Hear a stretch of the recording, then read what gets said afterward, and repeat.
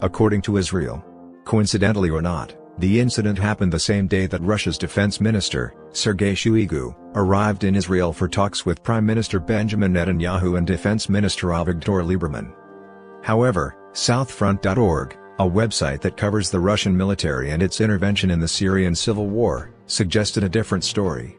According to the available information, the Syrian Defense Forces used a S-200 missile against the Israeli warplane, Southfront claimed.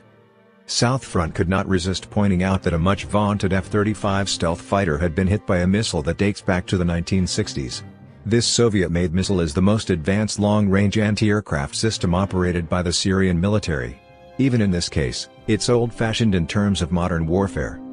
However, the evidence cited by Southfront seems rather tenuous. Hours after the Israeli military announced the strike on the Syrian missile battery, Israeli media reported that an Israeli F-35 had been damaged by a bird strike 2 weeks before. The plane reportedly landed safely, but the Israeli Air Force did admit that it wasn't sure whether the plane will fly again. Israel has taken delivery of only 7 F-35s so far, with a total of 50 on order.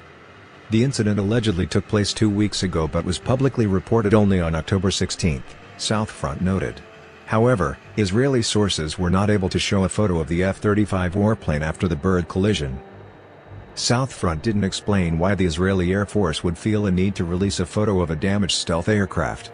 As U.S. defense website The Drive points out, the F-35 is just entering Israeli service now, and wouldn't likely be flying missions over Syria just yet unless there was some kind of emergency, and Israel has plenty of F-15s and F-16s to handle those right now.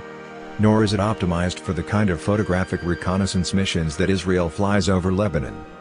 As The Drive summed up rather neatly, although we cannot rule the possibility out entirely, as Freud would say, sometimes a bird strike is just a bird strike. In any event, what's most interesting about this story isn't whether an F-35 was hit by a Russian missile. Like the existence of UFOs, the story may or not be true, but we need more than circumstantial evidence to give it any credence. No. The interesting part is that the F-35 has become such a symbol of U.S. technological prowess, or incompetence.